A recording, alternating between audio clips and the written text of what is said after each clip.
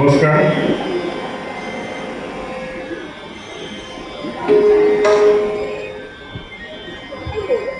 मालाड देवस्थान ट्रस्ट संस्कृती संवर्धन आणि संस्कार भारती आयोजित नवरात्रीनिमित्त राष्ट्रीय स्वयंसेवक संघ शताब्दी कीर्तनमाला यामध्ये आपणा सर्वांचे हार्दिक स्वागत. आज 5वा दिवस, पुष्प 5वे, आणि आज ज्यांच्यावर कीर्तन होणार आहे त्यांचा परिचय सर्वप्रथम करून देतो. आज ज्या विभूतींवरती कीर्तन होणार आहे त्यांचं नाव आहे बाळासाहेब देशपांडे. वनवासी कल्याण आश्रमाच्या माध्यमातून भारतातील विशाल आदिवासी समुदायाला एक मजबूत पाया प्रदान करणारे आदरणीय बाळासाहेब एक कुशल वकील होते आणि बाळासाहेबांची दूरदृष्टी म्हणून का होईना की आज देशभरातील हजारो वनवासी केंद्राद्वारे आदिवासी समुदाय देशाच्या मुख्य प्रवाहात अधिकाधिक एकात्मिक होत आहे आणि त्यांच्या प्रगतीत योगदान देत आहे. आणि त्यांच्याच कहाणीचे आज आपण कीर्तन स्वरूपात आपण सर्व ऐकणार आहोत. आणि ही जी कीर्तन करणार आहे त्यांचा परिचय मी थोडक्यात करून देतो. बाळासाहेबांवरती त्यांचं आज कीर्तन आहे. त्यांचं नाव आहे हबप सौ शिवानी सचिन नेमावरकर. ठाणे घोडबंदर इथे वास्तव्य आहे. इथे येण्यासाठी ते म्हणजे कारण घोडबंदरचा प्रवास म्हणजे ट्रॅफिक आणि याच्यातून इथे वेळेवर पोहोचणं हे मोठं दिव्य असतं आणि त्याच्या वेळेआधी पोहोचल्या. त्यांची शैक्षणिक पात्र BA इकॉनॉमिक्स मुंबई विद्यापीठातून त्यांनी केलं आहे. MBA फायनान्स त्यांनी वेलिंगटन इन्स्टिट्यूटमधून केलेलं आहे. BA MA योग आणि भारतीय तत्वज्ञान यातून त्यांनी BA आणि MA केलं आहे. कवी कुलगुरू कालिदास संस्कृत विद्यापीठ रामटेक येथून त्यांनी केलेला आहे BA आणि MA. अखिल भारतीय कीर्तन महाविद्यालयातून त्यांनी कीर्तन अलंकार आणि कीर्तन मधुकर ह्या पदव्या त्यांनी घेतलेल्या आहेत. कीर्तनशास्त्रात त्यांनी BA केलेलं आहे आणि संस्कृतमध्ये MA ते आहे. त्यांची व्यावसायिक कारकीर्द पाहिजे तर कॉर्पोरेट क्षेत्रामध्ये अकाउंट्स आणि फायनान्स या विषयात ते गेले 27 वर्ष काम करत आहेत आणि स्वतःचा व्यवसाय सांभाळत आहेत. सामाजिक दायित्व म्हणून संस्कार भारती कोकण प्रांत याच्या त्या सह कोषाध्यक्षाचं दायित्व ते सांभाळत आहेत. सह्याद्री मानव सेवा मंच ठाणे, स्वातंत्र्यवीर सावरकर सेवा संस्था ठाणे, राष्ट्रसेविका समिती या संस्थेच्या त्या कार्यकर्त्या आहेत. 2017 ते 2023 या काळात सेन्सॉर बोर्ड ऑफ मुंबईमध्ये ॲडव्हायझरी पॅनल मेंबर म्हणून त्यांनी काम पाहिलेलं आहे. मुंबई, ठाणे, पुणे, कोकण या भागांमधून विविध आध्यात्मिक, सामाजिक आणि राष्ट्रीय विचारांवर 225हून अधिक कीर्तने आणि प्रवचने त्यांनी केलेली आहेत. आणि समर्थ मंदिर ठाणे येथे नारायण भक्ती सूत्रावर 4 महिने प्रवचन सेवा त्यांनी केलेली आहे. आणि आज ते आपली कीर्तनाची सेवा देण्यासाठी इथे राम मंदिर मालाड येथे त्या उपलब्ध झालेल्या आहेत. त्यांना मी विनंती करतो त्यांनी पुढे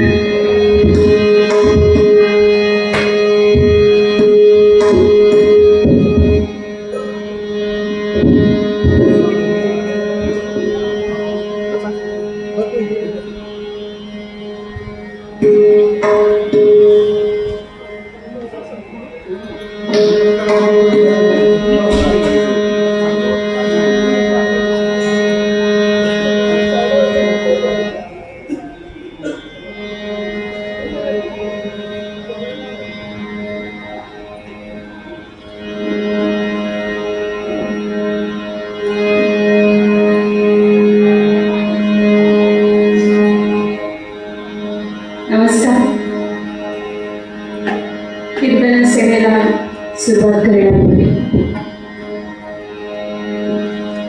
मालाड देवस्थान ट्रस्ट, श्री राम मंदिर संस्था, तसंच माझी संस्कार भारती अशासाठी म्हणते. मी गेली जवळजवळ 20हून अधिक वर्ष संस्कार भारतीशी जोडलेली आहे. ठाण्यामध्ये काम करते संस्कार भारतीचं आणि आता प्रांताची जबाबदारी सांभाळण्याचा प्रयत्न करते. कोशाची जबाबदारी प्रांताची सांभाळते. त्यामुळे संस्कार भारती मला माझी वाटते. अनेक वर्ष ह्याच्यात घालवल्यामुळे या दोन्ही संस्थांना व्यक्तिगत धन्यवाद देते. बाई इथे बसलेले आहेत, त्यामुळे म्हणजे ज्यांच्याकडून आम्ही शिकावं अशी मंडळी आमचं कीर्तन ऐकायला जेव्हा बसतात तेव्हा आनंदही होतो आणि दडपणही येतं. पण जे काही थोडंफार यांच्याजवळ बसून शिकण्याचा प्रयत्न केला आहे, बाई असतील, रूपात गुरुजी असतील, ते तुमच्यासमोर मांडण्याचा प्रयत्न करणार आहे. खरं तर हा जो विषय आहे, आजचा जो विषय आहे वनयोगी बाळासाहेब देशपांडे, हा मी पहिल्यांदाच मांडणार आहे. याच्यापूर्वी अनेक कीर्तनं केलेली असली तरी हा विषय म्हणून पहिल्यांदा मांडणार आहे. त्यामुळे काही चुकलं तर मोठ्या मनाने क्षमा करा आणि काही भावलं तर मात्यापित्यांचे गुरुजनांचे आशीर्वाद आहेत आणि तुमचेही आशीर्वाद राहू द्या एवढीच विनंती. तसंच दोन साथीदार म्हणजे कीर्तनकाराचे दोन हात असं म्हटलं जातं. हात म्हणजे शब्दशः हात, हार्मोनियम आणि तबला. त्या दोघांनाही धन्यवाद देते, कारण त्यांच्याबरोबर मी पहिल्यांदाच कीर्तन करण्याचा प्रयत्न करणार आहे. त्यामुळे दोघांनी सांभाळून घ्यावी विनंती करते आणि थोडीशी कीर्तन सेवा करण्याचा प्रयत्न करते.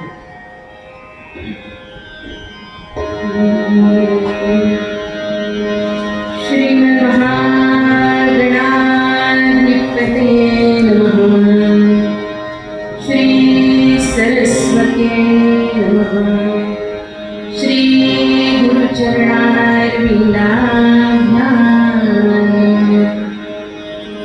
वक्रतुंड महाकाय सूर्यकोटि समप्रभ निर्विघ्नं कुरु मे देव सर्वकार्येषु सर्वदा. मूकं करोति वाचालं पंगुं लङ्घयते यत्कृपातमहं वन्दे परमानन्दमाधवम्.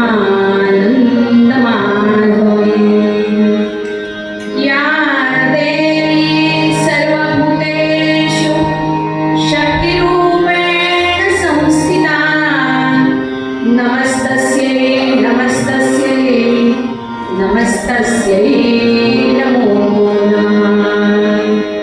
वसुदेवसुतं देवं कंसचाणूरमर्दनं देवकी परमानन्दं कृष्णं वन्दे जगद्गुरुम्. आपदामपहर्तारं दातारं सर्वसम्पदां लोकाभिरामं श्रीरामं भूयो भूयो नमाम्यहम्. मनोजवं मारुततुल्यवेगं जितेन्द्रियं बुद्धिमतां वरिष्ठं वातात्मजं वानरयूथमुख्यं श्रीरामदूतं शरणं प्रपद्ये. सर्वमङ्गलमाङ्गल्ये शिवे सर्वार्थसाधिके शरण्ये त्र्यम्बके गौरी नारायणि नमोऽस्तुते. याज्ञवल्क्यं मुनिं वन्दे सन्तज्ञानेश्वरं तथा आत्मकीर्तनकाराय नारदाय नमो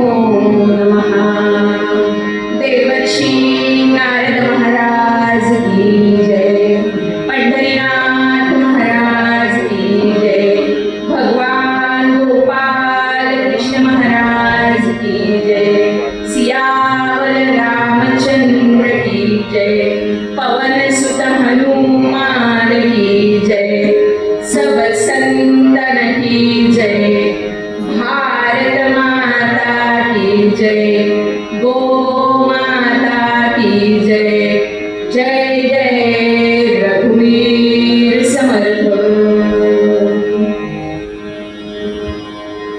कीर्तनात जय जयकार थोडा जोरात व्हावं.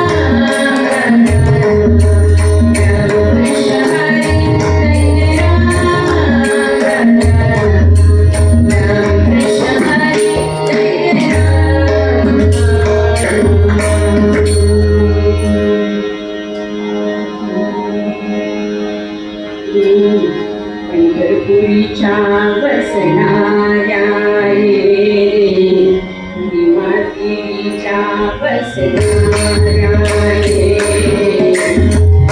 पंढरपुरीच्या बसणाऱ्या कटीवर करते केवणाऱ्या कटीवर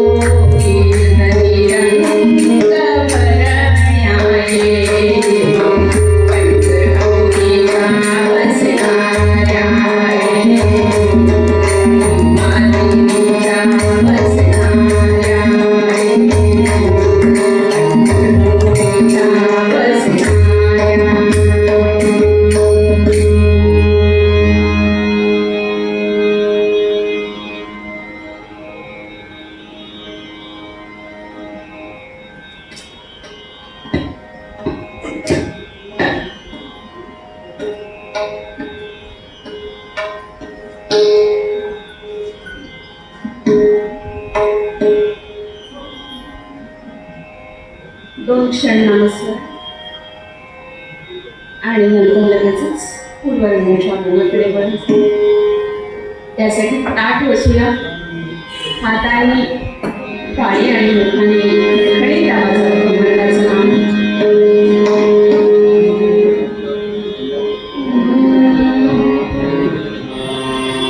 रघुपती राघव राजा राम पतित पावन सीताराम. रघुपती राघव राजा राम पतित पावन सीताराम. रघुपती राघव राजा राम पतित पावन सीताराम. रघुपती राघव राजा राम पतित पावन सीताराम. रघुपती राघव राजा राम पतित पावन सीताराम. रघुपती राघव राजा राम पतित पावन सीताराम. रघुपती राघव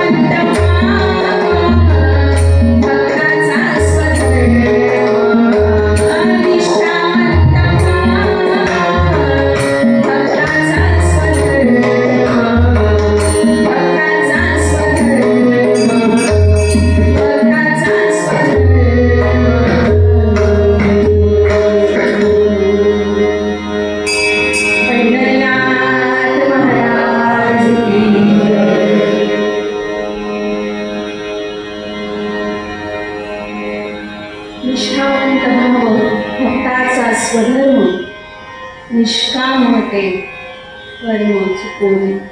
जगद्गुरु तुकाराम महाराजांचा अभंग निरूपणासाठी घेतलाय. आमच्यासारख्या कीर्तनकारांना तुकाराम, रामदास, ज्ञानेश्वर यांचाच आधार आहे. कारण आमच्या जवळच काय आहे, जे त्यांनी काही शिकवलंय, जे त्यांनी काही समाजापुढे ठेवलंय, तेच तुमच्या पुढे मांडण्याचा छोटासा प्रयत्न आम्ही करत असतो. अशा या जगद्गुरु तुकारामांचा अभंग आपल्या समोर ठेवलाय आणि अभंगामध्ये तुकाराम महाराज म्हणताय, निष्ठावंत भाव भक्ताचा स्वधर्म. स्वधर्म म्हणजे स्वतःचा धर्म. धर्म म्हणजे हिंदू, मुस्लिम, शीख, ईसाई असा अर्थाभिप्रेत आहे का? तुकाराम महाराजांना नाही. त्यांचं म्हणणं असं आहे की भगवंताच्या पायी ज्या कुठल्या तुमच्या उपास्य देवतेला तुम्ही स्मरत असाल त्याच्या पायी पूर्णपणे रत राहणं हा भक्ताचा खरा स्वधर्म आहे. असे तुकाराम महाराज त्यांच्या बाबतीत वामन पंडित काय म्हणतात? वामन पंडित की ज्यांचं म्हणजे ज्यांनी तुकाराम महाराजांना इतकं मोठं करून ठेवलंय की ते असं म्हणतात, जयाच्यावती पूर्ण वेदांत वाणी म्हणावे कसे हो दयाला मिवाणी. परब्रह्मरूपी असा जो तुकावा दयाच्या पुढे कोण दुजा तुकावा. पंढरीनाथ महाराज की जय. आपल्या सगळ्यांना माहिती आहे तुकोबांनी अनेक अभंग लिहिले. जनमानसामध्ये त्यांचे अभंग प्रस्तुत व्हायला लागले, लोक म्हणायला लागली. आणि मग काही प्रत्येक वेळेला जिथे जिथे चांगलं काहीतरी घडत असताना तिथे तिथे समाजकंटक मंडळीही असतात बरं. आणि त्याच तत्कालीन समाजकंटक मंडळींनी काय केलं बरं? तुकारामांची ती सगळी गाथा घेतली आणि इंद्रायणीमध्ये सोडून दिली. आपल्या सगळ्यांना ही गोष्ट माहिती आहे, कथा माहिती आहे. आणि मग काय, तुकोबा येते माघार घेतील तर काय, आणि जिथे त्यांच्या पांडुरंगाची कसोटी लागते तिथे ते माघार घेतील तर काय. एखादा प्रपंचाचा विषय असेल तर ते मागेही होतील खरं तर, पण परमार्थाच्या विषयात मागे जाणारे तुकाराम नव्हते. इंद्रायणीच्या काठावर ते उपोषणाला बसले आणि भगवंताला म्हणाले की असं कसं करतोयस तू? माझे सगळे अभंग तू स्वतःच्या पोटामध्ये घेतलेस इंद्रायणीने, आणि जोपर्यंत माझे अभंग मला ही इंद्रायणी परत देत नाही, देवी इंद्रायणी, तोपर्यंत मी काही अन्नप्राशन करणार नाही, पाणीप्राशन करणार नाही. आणि मग आपल्याला माहिती आहे की काय झालं, इंद्रायणीने सगळे अभंग त्यांना परत दिले. आता काही बुद्धिवादी लोक असतात बरं, म्हणजे जिथे वापरायला पाहिजे तिथे वापरत नाही आणि नको तिथे मात्र फार धावते. मग अशी बुद्धिवादी लोक विचारतात, कसं शक्य आहे? कागद होता तो पाण्यावर कसा परत आला? शाईने लिहिलेलं होतं, परत कसं मिळालं? त्याच्यामध्ये गंमत अशी होती की मी मगाशी म्हटलं तसं की तुकाराम महाराजांचे अभंग जनसागरामध्ये जायला लागले होते आणि तुकोबा उपोषणाला बसले हे कळल्यानंतर समाजातल्या प्रत्येक व्यक्तीने आपलं रोजचं निहित काम करत असताना जे अभंग आपल्या मुखांमध्ये म्हणायला सुरुवात केली होती, मुखाने म्हणायला सुरुवात केली होती, त्या प्रत्येक व्यक्तीने म्हणजे स्त्रियांनी दळणकांडण करताना, पुरुषांनी बैलगाडी हाकताना, असं त्या वेळेला ते जे काम लोक करत होती त्यांनी ते अभंग तुकोबांना परत आणून दिले यात्रेला सुरुवात केली आणि या जनसागराच्या मुखातून त्यांच्याकडे ते परत आले आणि म्हणून तुकारामांचे अभंग कळले. म्हणजे जी बुद्धिवादी लोक आहेत ना, कारण आपल्याकडे असं होतं ना की एखादी गोष्ट जर आपल्याला मिळाली नाही तर आपल्याला कोणालाही माहीत असतं ती व्यक्ती आपल्याला मदत करते. तसं समाजाने तुकोबांना मदत केली, कारण समाजाला तुकोबांचं मोठेपण माहिती व्हायला लागलं होतं, पटायला लागलं होतं. असे आपल्या वाणीने सिद्ध असलेले तुकाराम महाराज आपल्याला सांगतायत, भगवंताप्रती निष्ठा कशी असावी? निष्ठावंत भाव भक्ताचा स्वधर्म असावा, स्वतःचा धर्म असावा. तुकोबांच्या बाबतीत अनेक आख्यायिका सांगितल्या जातात. त्यात एक आख्यायिका अशी सांगितली जाते की तुकाराम महाराजांकडनं एखाद्या अभंगाची रचना व्हायची आणि ती रचना झाल्यानंतर ती सिद्ध आहे की नाही, सिद्ध झाली आहे की नाही, भगवंताला पांडुरंगाला आवडते की नाही, हे कळण्याचा काहीतरी त्या मार्ग हवा. मग तुकाराम महाराज तो अभंग पांडुरंगाच्या समोर ठेवायचे आणि तो अभंग पांडुरंगाला पटलाय हे कळण्यासाठी एक स्वतःची एक परीक्षा घ्यायचे. तांब्याचा पैसा अत्यंत तप्त लाल होईपर्यंत, लाल गुंड रक्तवर्ण लाल होईपर्यंत तापवायचे आणि तो तापलेला पैसा स्वतःच्या जिभेवर ठेवायचे आणि जिभेला तो चटका बसला तर अभंग भगवंताला मान्य नाही, पण जिभेला जर त्या तप्त नाण्याचा चटका बसला नाही तर तो भगवंताला मान्य. अर्थात त्याच्यातली अतिशयोक्ती किंवा मी म्हटलं तसं की ही आख्यायिका आहे, हे जरी बाजूला ठेवलं तरी एक नक्की मान्य करायला लागेल की भगवंताला तुकोबांचे सगळेच अभंग मान्यच असायचे. कधीही चटका बसण्याची वेळ तुकोबांवर आली नाही. त्याचं कारण त्यांच्या जिभेने विठ्ठलाच्या पांडुरंगाच्या नामाशिवाय दुसऱ्या कुठल्या नामाचं उच्चारण कधी केलंच नाही. असे हे तुकाराम म्हणजे अंतर्बाह्य शुद्ध होते, पवित्र होते, भगवंताप्रती आपलं सगळं देऊन मोकळे झाले होते. घरातली सगळी उत्तम परिस्थिती ज्या वेळेला बिघडत गेली त्यावेळेला बहुतेक हे एकमेव संत असे असतील की जे म्हणाले असतील, बरं झालं देवा दिवाळी निघालं, जे काही होतं नव्हतं ते गेलं. आमच्याकडे थोडंसं जरी काही असलं ना तरी आम्ही धरून ठेवायचा प्रयत्न करतो. अहो एवढं कशाला, साधं कीर्तनाला येतो, मांडीमध्ये बॅग असते, ती बॅग सुद्धा बाजूला आपण ठेवत नाही हो, कोणीतरी घेऊन जाईल का, ते कशाला. कीर्तनाला बसतो, लक्ष कुठे असतं, बाहेर नवीन चप्पल काल घेतलीये ना तिच्यावर. इतक्या छोट्या छोट्या गोष्टींमध्ये आपण अडकलेलो असतो आणि येतो कुठे तर भगवंताच्या पायाशी, आणि येतो काय तर सतत काहीतरी मागायला, हे दे ते दे ते दे. आणि मी तर असं गमतीत नेहमी म्हणते की श्रावण भाद्रपद हे महिने सुरू झाले ना की देवाच्या देवळातलं ते डिमांड नोटीस असतात ना त्या वाढायला लागतात. हे होऊ दे, मग 11 नारळ, अमुक होऊ दे, 1.25 किलो पेढे. सीझन असतो ना, सीझन तसा होतो मग तो. पण तुकोबांचं तसं नव्हतं बरं. आणि त्यामुळे ते ठामपणे सांगू शकत होते की निष्ठावंत अशी निष्ठा जी कधीही हलत नाही, ढळत नाही. मुळात निष्ठा हा शब्दच म्हणजे असा आहे, नि म्हणजे पक्क केलेलं आणि स्था अत्यंत ज्याचे सहजपणे हलत नाही, बदलत नाही. आणि कीर्तनाच्या गादीवर उभं राहून निष्ठेबद्दल काय बोलावं, बाजारात निष्ठेचा काय बाजार आहे.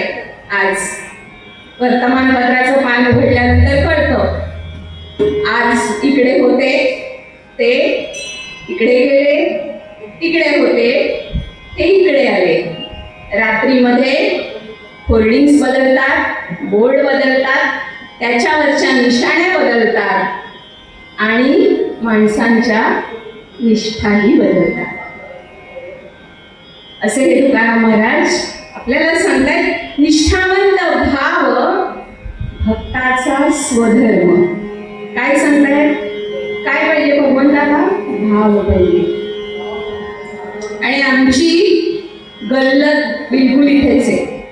आम्ही भगवंताला सगळं देतो, सगळं म्हणजे अगदी सगळं.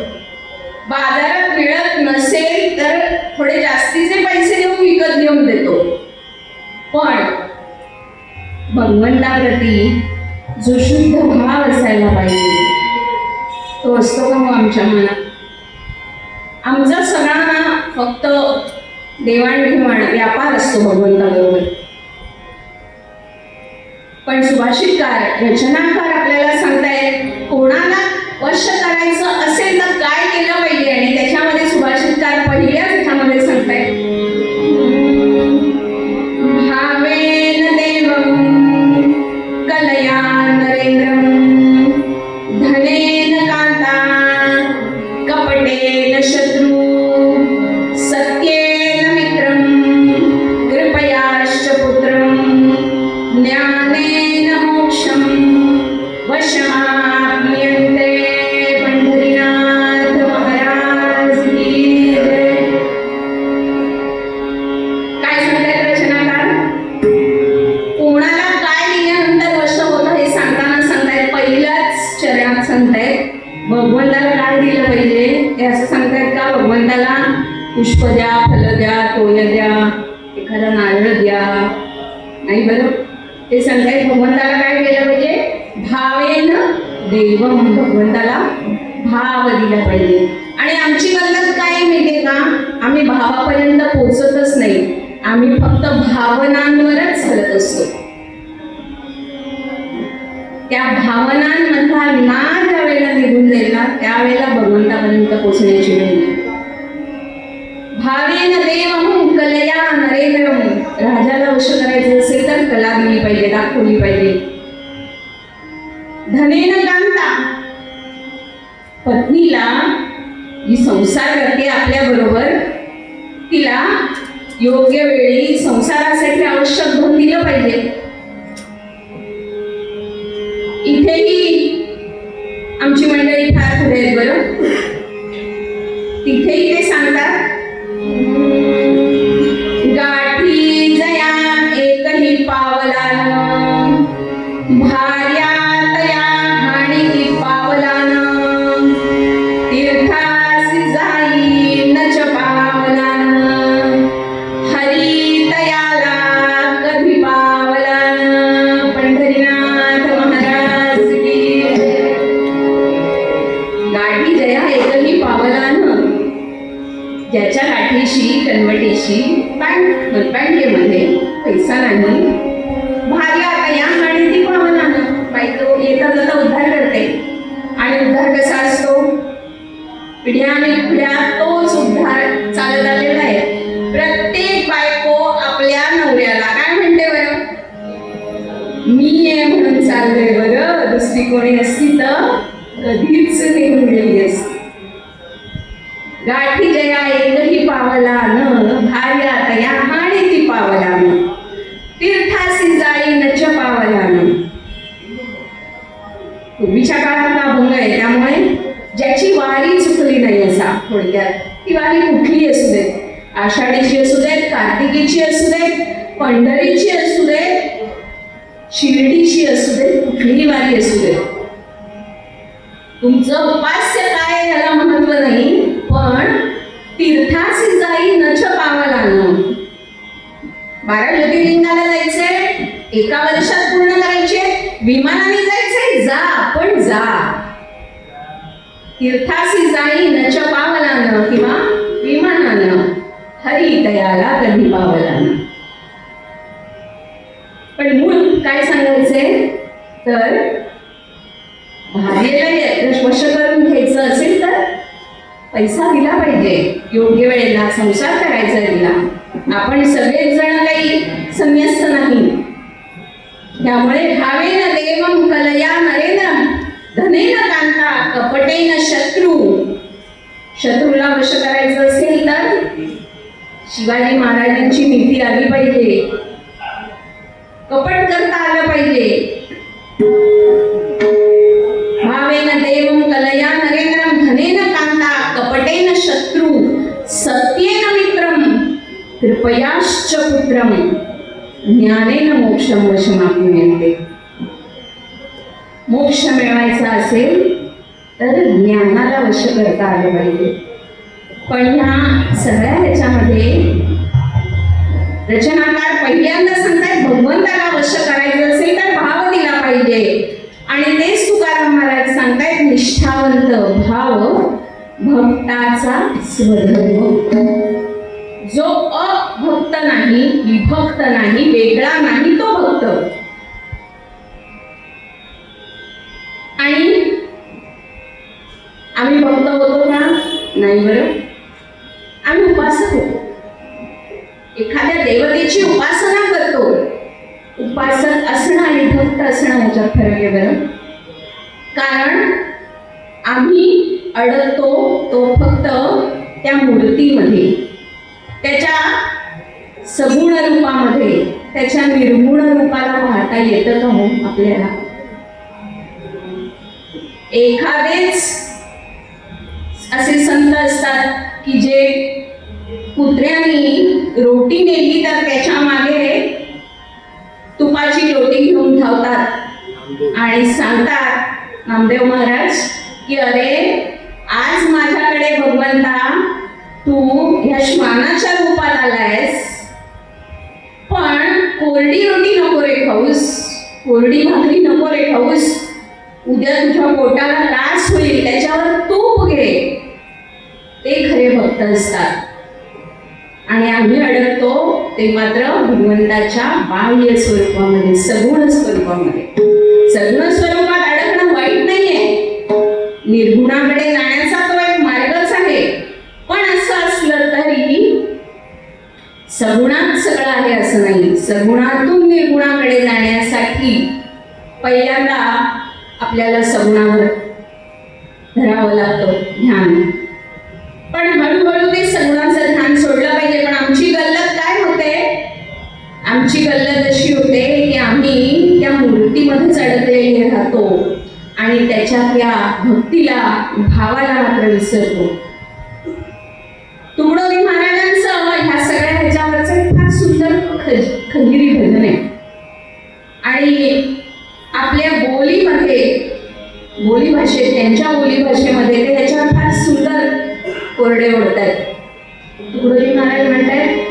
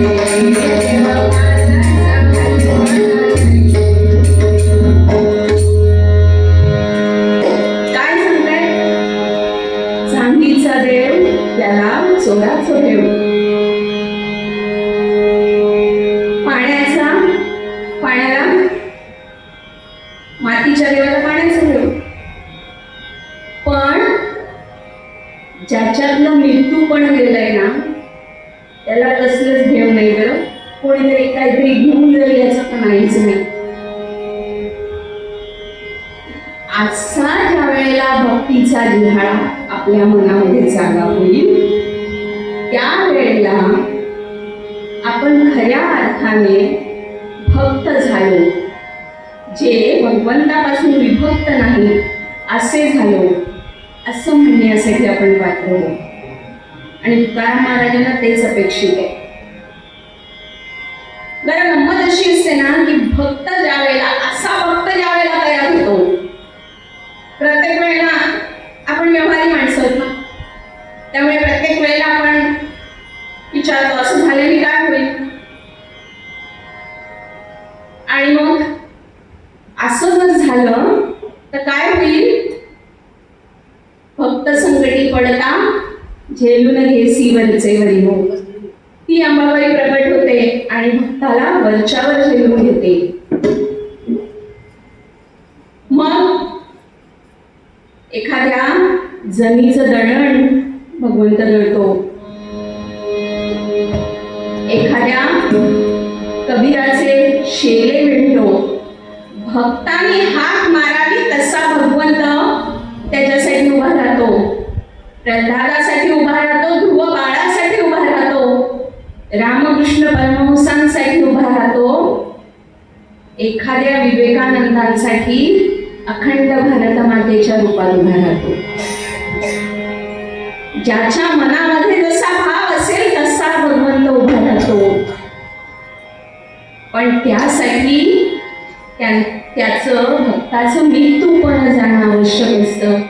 आणि तेच तुकडोजी महाराज सांगतायत, मृत्यू पण गेल्याशिवाय भगवंत मिळणार नाही. असा हा भगवंत भक्तासाठी धावत जातो. आता गंमत बघा कशी आहे. भक्तासाठी भगवंत धावत जातो हे भगवंताच्या पत्नीलाही माहीत असतं. आणि शेवटी पत्नी आहे हो, भगवंताची असली म्हणून काय झालं. एकदा अशीच गंमत झाली. भक्तांनी हाक मारली की भगवंत धावले, असतील तसे धावले. हे रुक्मिणीच्या लक्षात आलं आणि रुक्मिणी म्हणाली, हे काय आहे म्हणे भगवंत, कोणी हाक मारावी आणि तुम्ही धावत जावं, आम्हाला तुमच्याशी बोलायचंच नाही. प्रत्येक बायकोला हक्क असतो बरं पतीवर रागवण्याचा. आणि अशीच रुक्मिणी भगवंतावर रुसली. रुक्मिणी भगवंतावर रुसली हे सांगणारं एक फार सुंदर पद आहे. गोविंद स्वामी आपल्यांचं अतिशय सुंदर पद आहे, ते सादर करते आणि पूर्वरंग थांबवते. काय म्हणते रुक्मिणी?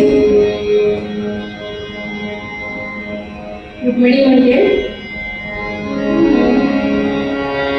सावळ्या हरी पाहूया तरी, सावळ्या हरी पाहूया तरी, रखुमाई रुसली कोपऱ्यात बसली, चला जाऊ पुसायला, चला जाऊ पुसायला. रखुमाई रुसली कोपऱ्यात बसली, चला जाऊ पुसायला.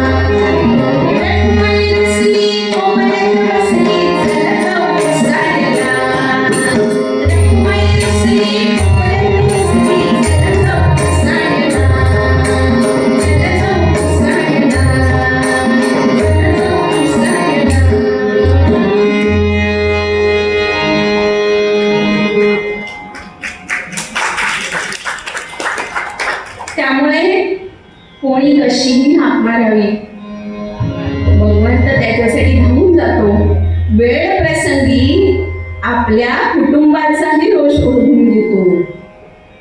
पण ती स्थिती केव्हा प्राप्त होते? शेवटच्या ह्याच्यामध्ये तुकाराम महाराज तेच म्हणतायत की असा कोणी अजून ऐकला नाही, पाहिला नाही, देखिला नाही की ज्याने आर्ततेने भगवंताला हाक मारली आणि भगवंत त्याच्यासाठी आला नाही. आपल्या कर्माला, आपल्या भक्तीला, आपल्या ज्ञानाला, उपासनेची जोड दिली की भगवंत भक्तासाठी उभा राहतोच. हेच तुकोबांना इथे सांगायचंय. आणि भगवंतावरची निष्ठा न ढळू देता जो भगवंताप्रती आपली कर्म ठेवत असतो त्याच्यासाठी भगवंत उभा राहतो. हेच पूर्वरणामध्ये सांगताना तुकोबा म्हणतात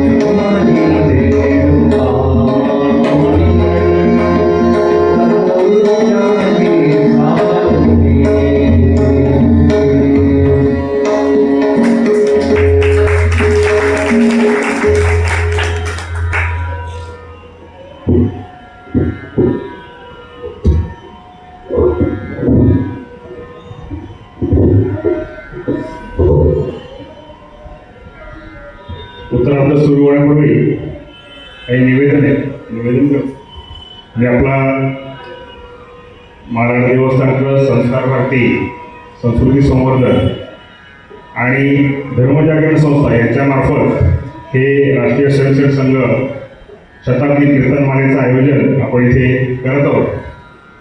आणि स्वाभाविक हे कीर्तन मला आयोजित करताना बरेच सामाजिक संस्था मंडळी आपल्याला सोबत येत असतात. धर्मजागरण संस्था ही त्यातलीच एक संस्था आहे आणि धर्मजागरण संस्थेचं काम तर काय तर समाजामध्ये धार्मिकता नियमित राहावी यासाठी वेळोवेळी ठिकठिकाणी आपण कार्यक्रम करत असतो. धर्मजागरण संस्थेच्या माध्यमातून ज्या वस्तीमध्ये धर्मांतरण होत असतं अशा वस्ती शोधून तिथे काही कार्यकर्ते तिथे हिंदुत्वाचं वातावरण कसं राहील, की वस्तीमध्ये धर्मांतरणाची समस्या भविष्यात कशी येणार नाही याचं कार्य ते करत असतात. आणि त्यासाठी वेळोवेळी संतांच्या पदयात्रा त्या वस्तीतून व्हाव्या, जागोजागी संतांच्या पदयात्रासोबत काही जे उत्सव असतात त्या उत्सवाची त्या वस्तीमध्ये उत्सव नेहमी साजरे व्हावे. धर्मरक्षाबंधनाचे कार्यक्रम, भारत माता पूजनाचे कार्यक्रम हे आपण वेळोवेळी त्या वस्तीमध्ये करत असतो, जेणेकरून त्या वस्तीतलं हिंदुत्वाचं वातावरण टिकून राहतं आणि धर्मांतरणाची समस्या ज्या आहेत त्या कमी कमी होत असतात. याचबरोबर जे काही आपले बंधू अन्य धर्मात गेलेले असतात त्यांना स्वगृही आणण्याचं काम सुद्धा या धर्मजागरण संस्थेमार्फत आपण वर्षानुवर्ष करत आलेलो आहोत आणि ते पुढे चालू राहणारच आहे. आणि या सर्व कामासाठी काही ना काही निधीची आवश्यकता असतेच. मागे जे काही कार्यकर्ते आपल्या सत्संग कीर्तन संपल्यानंतर बसतील, त्यांच्याकडे QR कोडचं आहे, पावती पुस्तक आहे.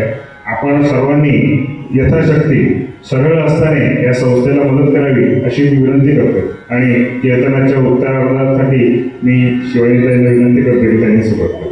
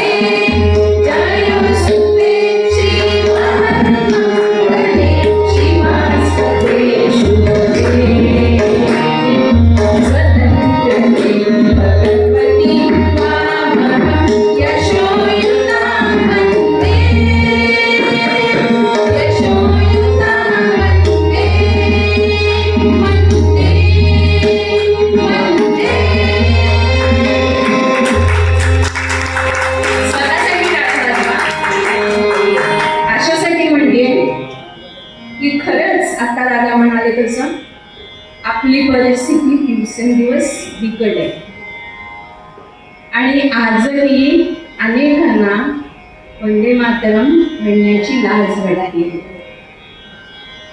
वंदे मातरम म्हणायला तयार नाहीत मंडळी.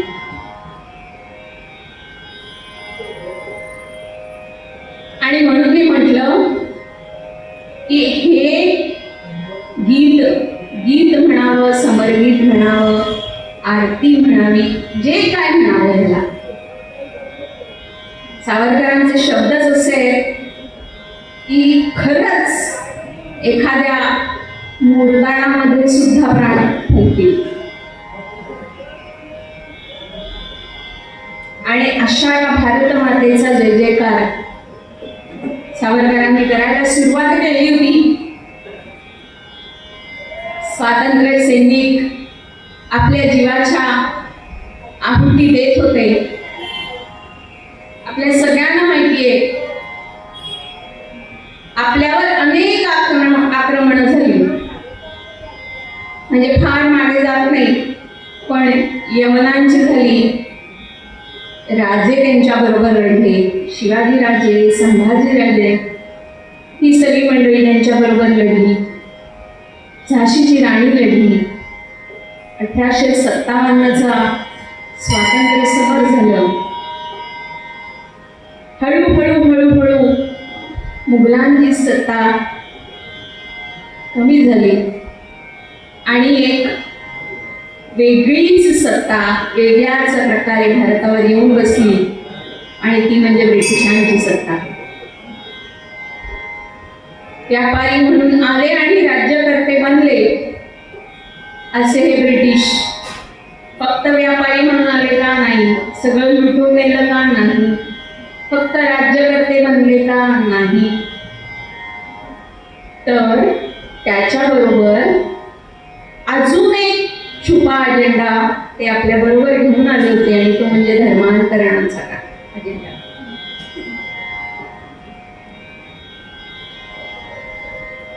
आणि धर्मांतरण कुठे होतं? नागरी वस्त्यांमध्ये हे सहजपणे करणं त्यांना शक्य नव्हतं. पण म्हणून त्यांनी आपला मोर्चा वळवला तो जनजातींकडे, आदिवासींकडे. आणि एकीकडे स्वातंत्र्य लढ्याला सुरुवात झाली होती, पण त्याच्या थोडंसं आधी अमरावतीमध्ये एका महापुरुषाचा जन्म झाला होता. त्यांचं नाव रमाकांत केशव उपाख्य बाळासाहेब देशपांडे. खरं तर अत्यंत सुसंपन्न असं हे घराणं. बाळासाहेबांचे आजोबा म्हणजे रमाकांत केशवराव देशपांडेंचे आजोबा खंडेरावजी ह्यांनी कोणत्याही प्रकारचं असत्य भाषण करायचं नाही असं व्रत तेव्हा घेतलं होतं. आणि तुकोबांनी जे म्हटलंय ना, शुद्ध बीजा पोटी फळे रसाळ गोमटी, हे फक्त एका ज्ञानेश्वरादी भावंडांसाठी नाही आहे बरं. आपल्या भारतामध्ये अशी अनेक कुटुंब होऊन गेलेत, अशा अनेक परंपरा होऊन गेल्या ज्याची बीज शुद्ध होती आणि म्हणून पुढे येणारी फळं रसाळ गोमटी झाली. अशाच कुटुंबातलं एक कुटुंब म्हणजे हे देशपांडे कुटुंब. त्यांचे आजोबा खंडेराव यांनी जसं मी म्हटलं तसं की असत्य संभाषण करायचं नाही, असत्य भाषण करायचं नाही, असत्य बोलायचं नाही असं व्रत घेतलं होतं. आणि त्याचा परिणाम म्हणून की काय, त्यांचा अत्यंत चांगला चाललेला व्यवसाय आणि शेती हे दोन्ही त्यांना गमवावं लागले. पण त्यातूनही मार्ग काढत देशपांडे कुटुंब पुढे चाललं होतं. आणि बाळासाहेबांचे वडील हे त्या काळामध्ये सरकारी अधिकारी म्हणून सरकारी तुरुंगाधिकारी म्हणून काम पाहत होते. अत्यंत सत्शील असे तुरुंगाधिकारी म्हणून त्यांची ख्याती होती. सगळेच तुरुंगाधिकारी काही वाईट नसतात बरं. आणि अशा ह्या देशपांडेंच्या घरामध्ये 26 डिसेंबर 1913 साली बाळासाहेबांचा जन्म झाला.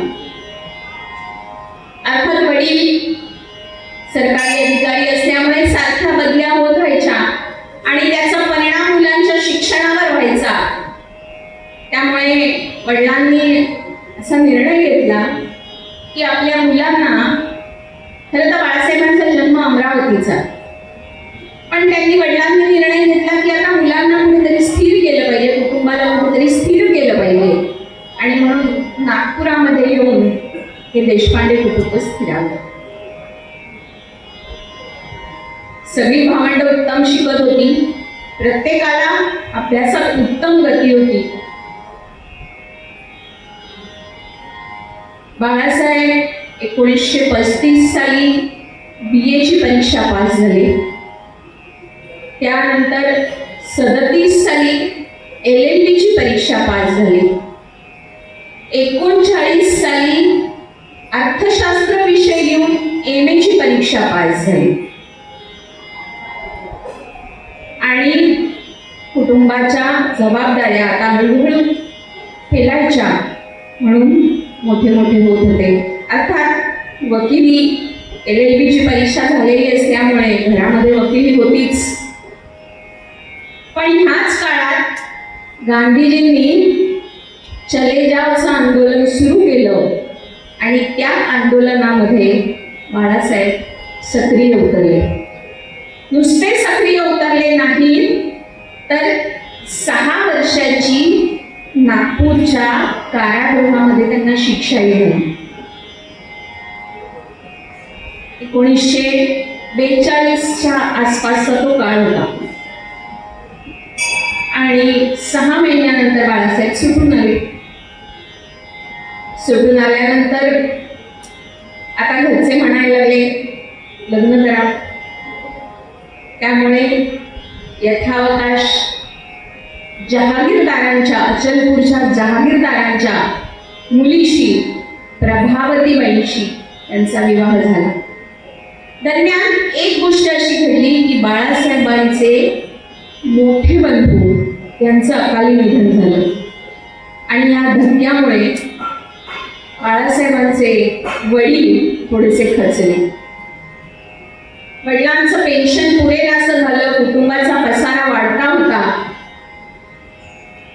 म्हणून बाळासाहेबांनी एका आप्तेष्टाच्या चांगल्या सद्गृहस्थाच्या वशिल्यावरून नागपूरच्या रेशनिंग ऑफिसमध्ये काम करायला सुरुवात केली. पण मुळात ज्यांच्या घरामध्ये असत्य बोलायचं नाही, असत्य वागायचं नाही असं व्रत ज्यांच्या घरामध्ये आलेलं आहे, अशा बाळासाहेबांना त्या रेशनिंग ऑफिसमधली नोकरी फार काही लाभली नाही. कारण एका मोठ्या बड्या व्यापाऱ्याचं एक काळं बेरं त्यांनी पकडून दिलं आणि त्यांना अशी अपेक्षा होती की माझ्या ह्या कृत्यामुळे त्या व्यापाऱ्याला शिक्षा होईल, दंड होईल आणि त्याला तर जरब बसेल, पण असं दुष्कृत्य करणाऱ्या अन्यही मंडळींना थोडीशी जरब बसेल. पण झालं उलटच. प्रकरण दाबून टाका म्हणून सांगण्यात आलं आणि त्यामुळे अत्यंत क्षोभित झालेल्या बाळासाहेबांनी तडकाफडकी नोकरीचा राजीनामा दिला. या सगळ्या ज्या घटना होत्या त्या बहुतेक अशा एखाद्या नाट्यमय पद्धतीने घडत होत्या, कारण पुढे येणाऱ्या गोष्टींची ही नांदी होती. बाळासाहेबांनी पुन्हा आपली वकिली सुरू केली. हळूहळू देशाला स्वातंत्र्य मिळालं. 47 उजाडलं, 15 ऑगस्टला स्वातंत्र्य मिळालं. 47-48 हा काळ थोडासा देशपांडे कुटुंबासाठी बरा होता, शांततेचा होता असं म्हणायला हरकत नाही. पण घडली की ज्यामुळे पुन्हा एकदा भारत देशामध्ये अनेक कुटुंबांवर आघात व्हायला सुरुवात झाली. गांधी हत्या झाली आणि गांधी हत्या करणारा नथुराम गोडसे हा ब्राह्मण असल्यामुळे संपूर्ण भारतवर्षामध्ये ब्राह्मणांच्या कुटुंबांना भक्षस्थानी नेण्याचं काम सुरू झालं.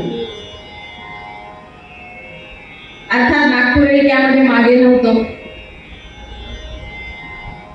एक दिवस असाच एक मोठा मोर्चा देशपांडे कुटुंबाच्या घरावर चालून आला, धरमपेठ मधल्या घरावर चालून आला आणि आता काही क्षणात पूर्ण घर आगीच्या भस्मस्थानी पडणार इतक्यात त्या मोर्चाच्या असं लक्षात आलं की अरे हे घर तर देशपांडे वकिलांचं आहे आणि बाळासाहेबांचे धाकटे बंधू जे वकिली करत होते, ज्यांनी त्या मोर्चामध्ये असणाऱ्या अनेक जणांचे खटले चालवलेले होते नागपुराच्या कोर्टामध्ये आणि ते खटले जिंकून देण्यात त्यांना यशही आलं होतं. ह्या सगळ्याचा विचार केला आणि तो मोर्चा म्हणाला कि जाने दो छोड़ दो ये हमारे वकील साहब का घर है. आणि त्यांनी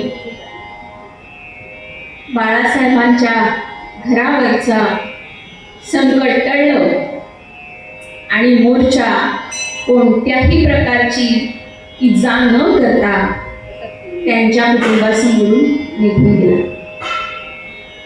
पण या सगळ्या पार्श्वभूमीवर देशपांडे कुटुंबाच्या असं लक्षात आलं की आता इथे थांबणं फारसं योग्य नाही आणि मग ज्याला जसं जमेल तसं प्रत्येकाने हळूहळू कुठेतरी जावं अशा योजना सुरू झाल्या. दरम्यानच्या काळामध्ये असं झालं की बाप्पाजी नावाचे एक थोर पुरुष होते, ज्यांच्या असं लक्षात आलं होतं की समाजामध्ये अजूनही एक घटक असा आहे की जो घटक पूर्णपणे दुर्लक्षित आहे, वंचित आहे, उपेक्षित आहे. नागर समाजामध्ये काम चालू झालंय, लोक सुसंस्कारित होत आहेत, पण अजून पण वनवासी समाज, आदिवासी समाज, जनजाती समाज हा काही फारसा ह्या सगळ्या प्रवाहात नाही, तो अजूनही उपेक्षित आहे. आणि म्हणून मग त्यांनी असं ठरवलं की ह्यांच्यासाठी काहीतरी काम केलं पाहिजे आणि मग तशा रचना झाल्या.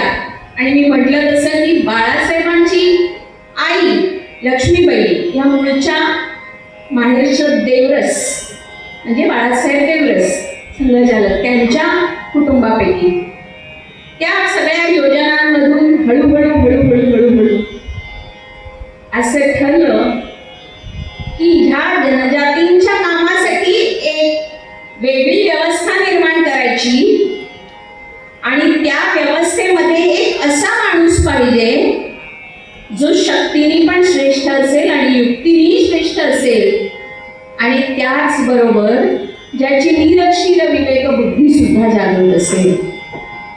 आणि आपल्या एका स्नेहाच्या सांगण्यावरून 48 साली बाळासाहेब मध्य प्रदेश छत्तीसगड मधल्या जशपूरला रवाना झाले.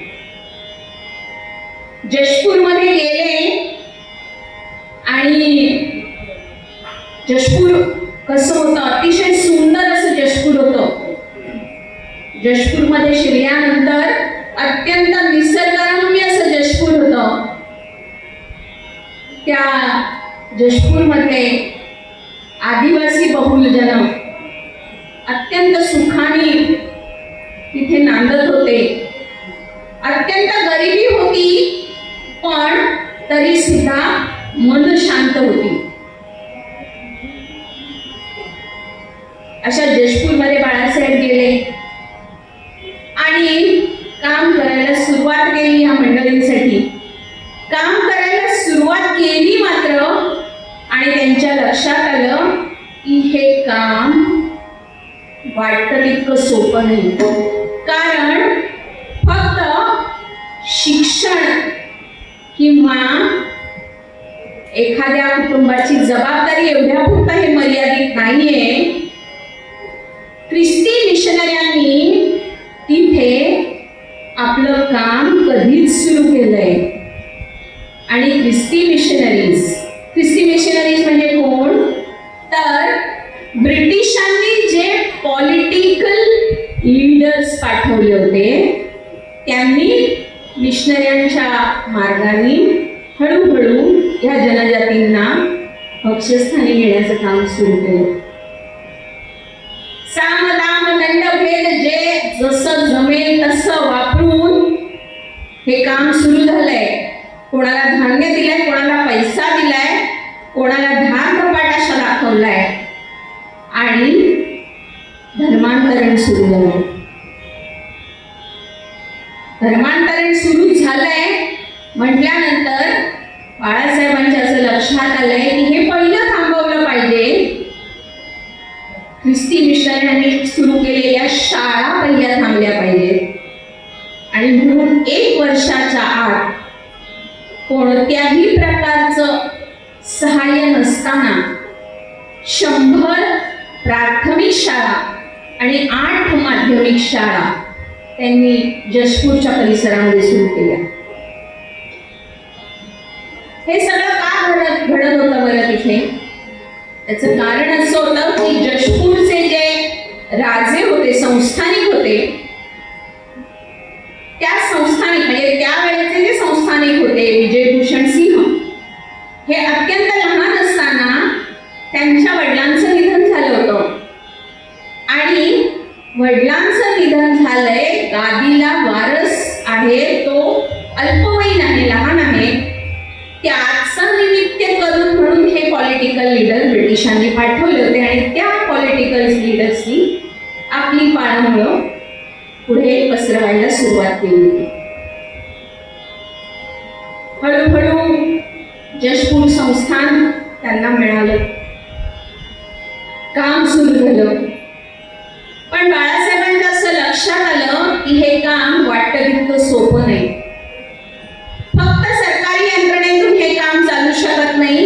ह्याला दुसरी संलग्न अशी अजून एक यंत्रणा असायला हवी. आणि म्हणून बाळासाहेबांनी ठरवलं की आपण हे सोडायचं आणि वेगळी स्वतंत्र अशी व्यवस्था सुरू करायची. म्हणजे दोन्ही दुहेरी काम चालेल, सरकारी पातळीवर पण चालेल आणि निमसरकारी पातळीवर किंवा खाजगी पातळीवर पण चालेल. आणि त्या दृष्टीने बाळासाहेबांनी काम करायला सुरुवात केली. अर्थात हे करणं तेव्हा सोपं नव्हतं. प्रचंड विरोध होता. अनेक घटना त्यांच्या बाबतीत अशा घडल्या की ज्याच्यामुळे एखादा साधा सुद्धा माणूस असता तर कचकून परत आला असता. पण त्यातही बाळासाहेब टिकून राहिले आणि त्यांनी तिथल्या लोकांचं होणारं धर्मांतरण थांबवायला सुरुवात केली. अनेक ख्रिस्ती मिशनऱ्यांनी त्यांना प्रचंड विरोध केला, पण त्या विरोधाला ते जुमानले नाही आणि त्यांनी आपलं काम पुढे चालूच ठेवलं. त्यांची दहशत त्या भागामध्ये इतकी पसरली की एका तिथल्या कुटुंबामध्ये एक सोहळा होता आणि त्या सोहळ्यासाठी अनेक मंडळींना आमंत्रण होतं. तसं बाळासाहेबांना आमंत्रण होतं. एका दौऱ्यावरून बाळासाहेब थोडेसे उशीर तिथे पोहोचले. पोहोचल्यानंतर बाळासाहेबांचं स्वागत झालं आणि यजमान म्हणाले, अरे अरे अरे देशपांडे जी आए हैं, उनको जलेबी तो खिलाइए. त्यावेळेला तिथे असलेले दुसरी एक व्यक्ती म्हणाली, अरे देशपांडे जी जलेबी नहीं खाते, देशपांडे जी पादरी खाते हैं, पादरी. म्हणजे लक्षात येईल की किती दहशत त्यांनी पसरवली होती. आता हे काम तर वाढायला लागलं, पण ह्याला मूर्त स्वरूप द्यायला पाहिजे. कोणत्याही हे शक्य नाही. आणि म्हणून बाळासाहेबांनी पुन्हा एकदा विजयभूषण सिंह, त्यावेळेचे राजे, यांच्याकडे विचारणा केली आणि विजयभूषण सिंह यांनी ताबडतोब मान्यता दिली आणि बाळासाहेबांच्या जन्मदिनी 26 डिसेंबरलाच वनवासी कल्याण आश्रमाची स्थापना जशपूरमध्ये केली. आजही आपण जशपूरमध्ये गेलो तर जशपूरमध्ये कल्याण आश्रमाची अत्यंत देखणी सुंदर अशी वास्तू आपल्याला बघायला मिळते. आणि मग काम तर सुरू झालं. अवघे 4 विद्यार्थी घेऊन कल्याण आश्रमाचं काम सुरू केलं. पण हे काम फक्त जशपूर पुरता मर्यादित ठेवायचं नव्हतं, काम वाढवायचं होतं. आणि मग काम वाढवण्यासाठी हातही हवे, मदतही हवी. बाळासाहेबांनी लोकांना साथ घातली आणि अनेक मंडळी बाळासाहेबांशी जोडली. त्याचे पहिले होते मोरभाऊ केतकर. आज वनवासी कल्याण आश्रमाचं जे रूप आहे, जी शिस्त आहे, मुलांमध्ये असलेली जी शिस्त दिसतेय, ती पूर्णपणे रुजवण्याचं काम त्यावेळेला केतकरांनी केलं. मग असं लक्षात आलं की अजूनही वाढली पाहिजेत कामातली मंडळी. आणि मग बाळासाहेबांनी एकेकाला हाक मारायला सुरुवात केली. हाक मारायला सुरुवात केली मात्र, आणि असं लक्षात आलं की इथे एक समाज असा आहे ज्यांच्या गुरूंना लोक खूप मानतात. आणि तो समाज म्हणजे आदिवासी जनजातीमधला कवर समाज. आणि त्या कवर समाजाचे गुरु होते गुरु गहिरा. गुरु गहिऱ्यांनी आपल्याला जोडलं जावं यासाठी बाळासाहेबांनी खूप प्रयत्न केले. पण गुरु गहिरा फार सहजासहजी त्यांना सापडणारे नव्हते. गुरु गहिऱ्यांच्या भेटी घेण्याचा प्रयत्न झाला, पण प्रत्येक वेळी काही ना काहीतरी असं घडायचं की ती भेट फारशी पुढे जायची नाही. एकदा असंच झालं, स्वतः गुरुजी तिथे होते आणि जेवणाच्या पंक्ती बसल्या. गुरु गहिराणी तिथे आलेले होते आणि तुम्ही आमच्या पंक्तीला बसा असं सांगितलं गेलं. पण हा कवर समाज कायमच स्वतःचं वेगळं अस्तित्व धरून होता. त्यांचं जेवणही वेगळं केलं जायचं, त्यांच्या पंक्तीही वेगळ्या वाढल्या जायच्या. गुरु गहिरा पंक्तीला बसले नाही. गुरुजी म्हणाले ठीक आहे, ते झालं ते झालं. पुढे मध्ये बराच काळ गेला आणि आणखी एका कार्यक्रमासाठी बाळासाहेब आणि गुरु गहिरा एकत्र आले. त्यावेळेला पुन्हा एकदा गुरु गहिरांना विनंती करण्यात आली, आमच्या पंक्तीला बसा. गुरु गहिरांनी उत्तर दिलं, देशपांडे जी, आप हमारे साथ मत रहिए, हम दरोडेखोर है. आम्ही दरोडेखोर आहोत. तुमचा लोटा घेऊन निघून जाऊ तुम्हाला कळणार पण नाही. देशपांडे जी शांतपणे हसले आणि म्हणाले, आप लोटा लेके जाएंगे लेकिन कुछ समय बाद वापस आएंगे और कहेंगे अरे हम तो अपना ही ले गए थे. ह्या वाक्याचा परिणाम गुरु गहिऱ्यांवर इतका झाला की त्यांचं हृदय भरून आलं आणि हळूहळू अत्यंत विरुद्ध मताचा असलेला माणूस कल्याण आश्रमाच्या कामाकडे ओढला जायला सुरुवात झाली. काम करायला सुरुवात झाली. दरोडेखोर प्रवृत्तीचा माणूस, पण गहिरा समाजामध्ये त्यांच्या समाजामध्ये अत्यंत मान असलेला माणूस. म्हटलं तर खलं, पण म्हटलं तर साधू. आणि एक साधू दुसऱ्या साधूच्या खलं का असेना आला आणि काय झालं,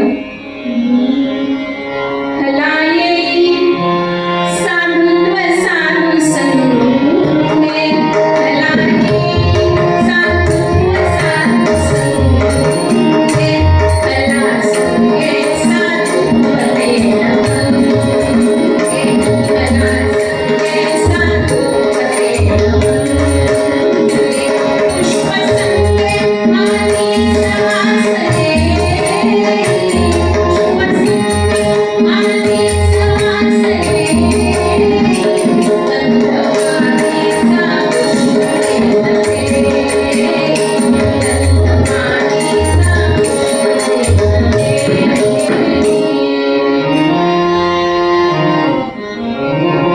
असे गुरुगहिरा गवत समाजामध्ये खूप प्रतिष्ठित असलेला असा हा माणूस. आजही त्यांचे अनुयायी आहेत. गहिरा ह्या गावात राहणारे म्हणून त्यांचं नाव गुरु गहिरा. हे कल्याणाश्रमाच्या कामाकडे उभे गेले. कल्याणाश्रमाच्या कामाला सुरुवात झाली. माणसं मिळत गेली, काम वाढायला लागलं. पुन्हा एक प्रसंग असा उद्भवला की प्रत्येक वेळी भगवंत आपल्या भक्ताची परीक्षा घेतो आणि पूर्वरंगात म्हटल्याप्रमाणे ज्याची निष्ठा आढळ असते आपल्या कामाप्रती, आपण करत असलेल्या कार्याप्रती, तो भक्त त्या निष्ठेपासून ढळत नाही. प्रसंग असा घडला की गहिराजी आणि देशपांडे पुन्हा येता, बाळासाहेब पुन्हा एकदा एका ठिकाणी आले. आता चांगला संवाद सुरू झाला होता. जो पूर्वी अजिबात विसंवाद होता तो हळूहळू संवादाकडे वळायला लागला होता. आणि त्यावेळेला गहिराजी बाळासाहेबांना म्हणाले, आम्ही खूप भोगलंय, खूप अन्याय झालाय आमच्यावर. आता आम्ही काय करणार? आता आम्ही तुमच्या खांद्यावर बसणार आणि तुम्हाला पळायला लावणार. आणि पळाला नाही तर पाठीवर कोरडे ओढणार, पण पळायला लावणार. बाळासाहेब काहीच बोलले नाही. ते शांत आहेत म्हटल्यानंतर गुरु गहिरा अजून त्रेषाने म्हणाले, तुम्हाला आमच्यासाठी काम करायचे, आमची भाषा तुम्ही बोलू शकत नाही, तुम्ही आमच्यात काम कसं करणार? साधारणपणे जिकडे जावं तिकडचा देश भेस सगळं माणसाने आत्मसात करावं, जेणेकरून तिथल्या लोकांना आपण आपलेसे वाटायला लागतो. ह्या गुरु गहिरांच्या वाक्याचा बाळासाहेबांवर इतका परिणाम झाला, त्यावेळेला ते काहीच बोलले नाही, अत्यंत शांत राहिले. आणि नंतर बरोबर 1 वर्षांनी पुन्हा ज्यावेळेला दुसऱ्या एका कार्यक्रमासाठी बाळासाहेब आणि गुरु गहिरा एकत्र आले, त्यावेळेला बाळासाहेबांनी तिथल्या बोली भाषेमध्ये, सादर भाषेमध्ये अस्खलित भाषण केले. म्हणजे एखादी गोष्ट आत्मसात करायची असेल, निष्ठा दाखवायची असेल तर किती काम करावं लागतं, किती बारीक सारीक गोष्टींचा विचार करावा लागतो, हे बाळासाहेबांना पूर्ण माहित होतं. त्यांचं ते भाषण ऐकलं मात्र आणि गुरु गहिरांच्या लक्षात आलं की आपण ज्यांच्याशी वाद घालायचा प्रयत्न करत होतो त्यांच्या बाजूने मात्र कायम संवादच होत होता. गुरु गहिरांनी वनवासी कल्याणाश्रमाचं काम पूर्णपणे स्वीकारलं आणि त्यावेळेला 1 वर्षापूर्वी न दिलेल्या प्रश्नाला बाळासाहेबांनी उत्तर दिलं. बाळासाहेब म्हणाले, अब आप हमारे पीठ पर बैठेंगे, कंधे पर बैठेंगे, तुम्ही आमच्या खांद्यावर बसाल आणि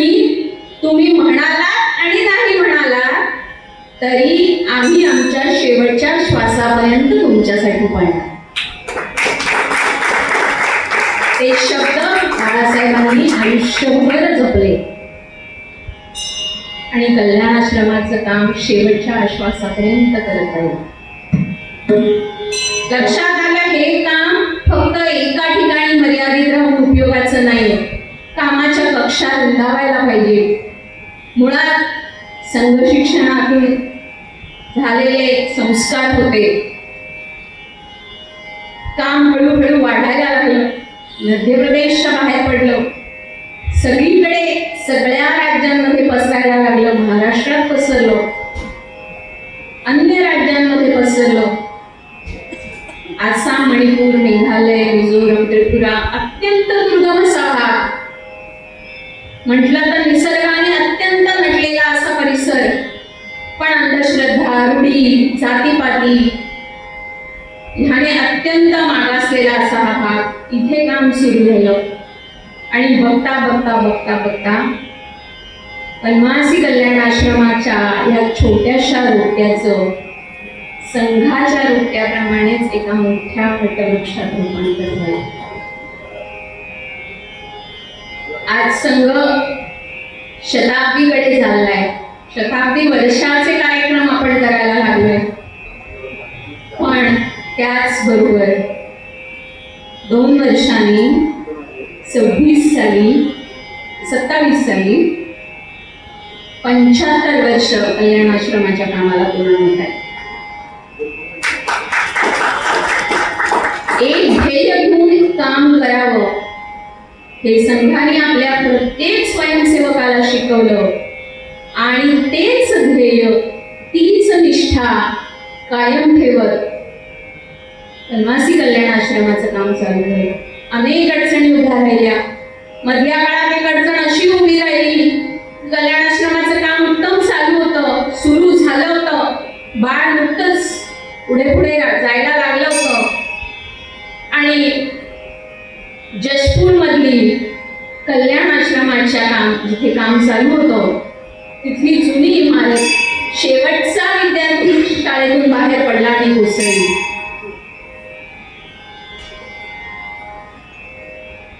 थोडीशी डागडुजी करून, थोडेसे पैसे जमा करून पुन्हा तिथे वर्ग सुरूही झाला, पण हे थांबून चालणार नाही हे बाळासाहेबांच्या लक्षात आलं.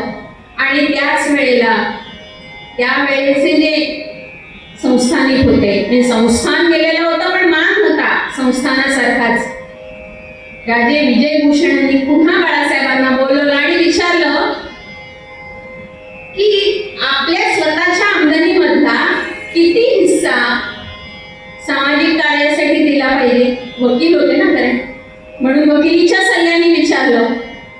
बाळासाहेबांनी उत्तर दिलं 10% तरी आपल्या कमाईतला हिस्सा समाजासाठी गेला पाहिजे. ताबडतोब विजयभूषण सिंह यांनी आपल्या आमदनीतला 10% हिस्सा कल्याण आश्रमाच्या कामाला निघून दिला. तो तर मिळतच नाही, पण त्याच्याबरोबर कामही उत्तम चालू राहिलं पाहिजे ही तळमळ त्यांना होती. आणि म्हणून जी आपल्या वाड्याची जुनी बाजू, पडकी बाजू जी त्यांनी कल्याण आश्रमाला दिली होती, त्याच्या ऐवजी वाड्याच्या बगीचाची बाजू कल्याण आश्रमाच्या कामाला त्यांनी त्याच वेळेला लिहून दिली. आज जशपूरमध्ये कल्याण आश्रमाची जी इमारत उभी आहे ती पूर्णपणे या बगीचाच्या जागेवर उभी आहे. संपूर्ण देशभर कल्याण आश्रमाचं काम सुरू झालं, अनेक प्रकारचं काम केलं. अंधश्रद्धा निर्मूलन, जनजाती विकास, खेळकूद प्रकार आणि ह्याच्यातून अनेक वनवासी जनजाती कार्यकर्ते सुद्धा मिळत गेले. कार्यकर्ते किती मिळावेत, एखाद्याला उच्चपदी किती न्यावा, एखाद्या वनवासी जनजाती बांधवाला किती वर न्यावं, याचं उदाहरण आपल्याला सगळ्यांना माहीत आहे. आत्ताच्या ज्या आपल्या महामहिम राष्ट्रपती आहेत द्रौपदीबाई मुर्मू, ह्या जनजाती समाजाचंच नेतृत्व करणारे आहे. म्हणजे एखाद्या कामावर निष्ठा ठेवली तर अत्यंत खालच्या थरातला एक व्यक्ती अत्यंत उच्च स्तरावर जाऊ शकतो हे संघांनी आणि कल्याण आश्रमांनी आपल्या कामातून दाखवून दिलं. अशा ह्या कार्याला पुन्हा एकदा सलाम करण्याची वेळ आहे. आणि तुकोबांनी जे आपल्याला सांगितलंय की भगवंतावरची निष्ठा, भगवंतावरचा भाव तेव्हा सिद्ध होईल जो आपल्या कार्याप्रती तसाच सिद्ध असेल, त्याच वेळेला तो सिद्ध होईल. हे जे तुकाराम महाराज आपल्याला सांगतात ते आपल्या कार्यातून बाळासाहेबांनी दाखवून दिलं. अशा बाळासाहेबांच्या स्मृतीला अभिवादन करूया, संघाच्या कार्याला अभिवादन करूया, कल्याण आश्रमाच्या कार्याला अभिवादन करूया आणि आजची सेवा इथे थांबवूया. तत्पूर्वी ही सगळी कार्य अशीच पुढे चालत राहोत, असेच उत्तम उत्तम कार्यकर्ते मिळत राहोत, संघाला मिळवत, कल्याण आश्रमाला मिळवत. या सगळ्या वटवृक्षाच्या ज्या फांद्या आहेत त्या फांद्यांच्या रूपामध्ये चालणाऱ्या विविध संस्थांना मिळवत एवढीच भगवंताजवळ प्रार्थना करूया. आणि संतांनी जे मागितलं ते मागून कीर्तन सेवेला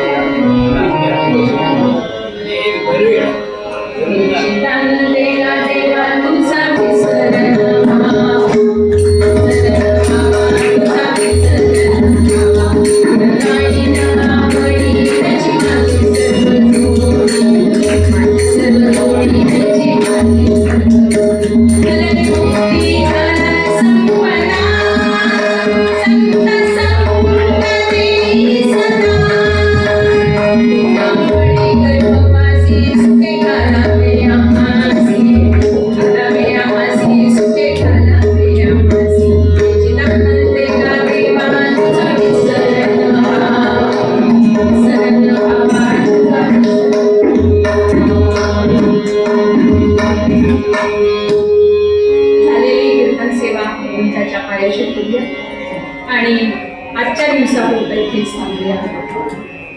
आरती घेते.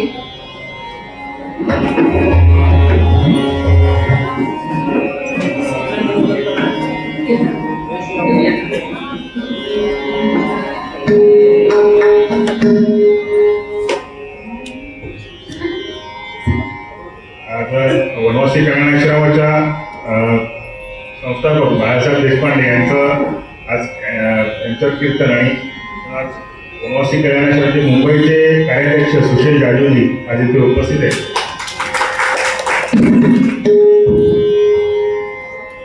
तुमच्यासारख्या मंडळींमुळे चालू आहे हे काम, असंच चालू राहो. सदिच्छा आहेत.